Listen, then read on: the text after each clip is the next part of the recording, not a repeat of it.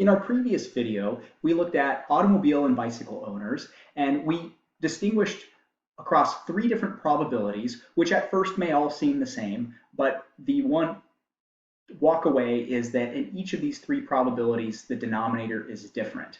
The numerator appears to always be the same. Let's go ahead and generalize our findings now.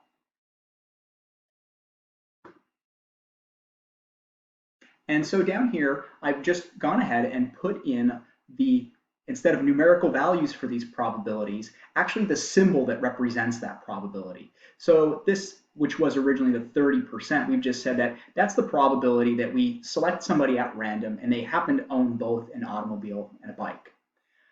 Here we have the probability that we select somebody who happens to own an automobile and they do not own a bike. And so then the marginal probabilities here just tell us the percentage of all, or the probability of all people who own an automobile, who don't own an automobile, who own a bike, and who don't own a bike. So if we want to now really clearly distinguish how these probabilities look, the probability of owning an automobile, given that you own a bike, in terms of these representations, well, if we recall, we're looking at only the bike owners, because that's out of these individuals.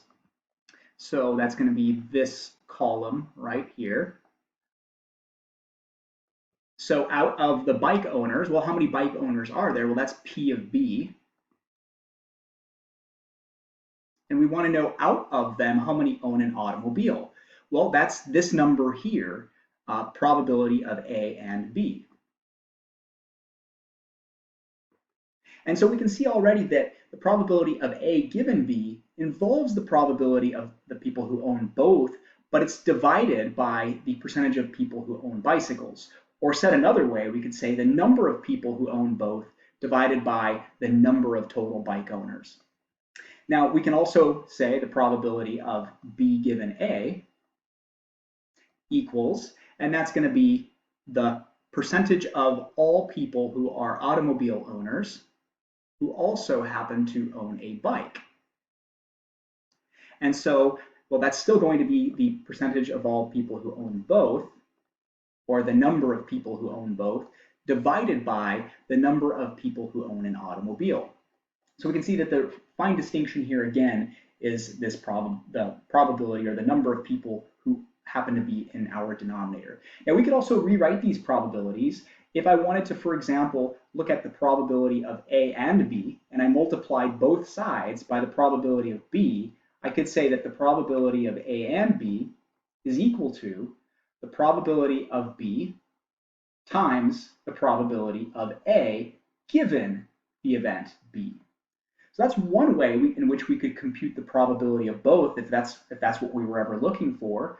And also down here we have another formula for the probability of A and B. Well, that could be if we multiply both sides by the probability of A, that's the probability of A times the probability of B given A. So in each of these probabilities, the kind of the first event is the one that changes. Here we look at all the people who own a bike, and then we multiply it by the percentage of all people who own an automobile, given that they own a bike. And we've seen these formulas before. In order to compute the probability of two events, we have to take the probability of one and multiply it by the other, but first taking into account whether that event that already occurred has any impact on the likelihood of this next event, which we call A. We can also establish a couple more identities here, and that is that if we want to look at the probability of A, that's going to be the sum of these two values. That's the percentage of people who own both and the percentage of people who own an automobile but who don't own a bike. So we can write this as follows: the probability of A and B plus the probability of A and not B. So all we're really doing here is we're adding up all the automobile owners. It just so happens that some of the automobile owners don't own a bike and some of the automobile owners do own a bike. I think I'm pointing backwards here. And we can also say that the probability of B is equal to, well, that's going to be these two values, the sum of these two values here. So the percentage of all people who own both plus the percentage of all people who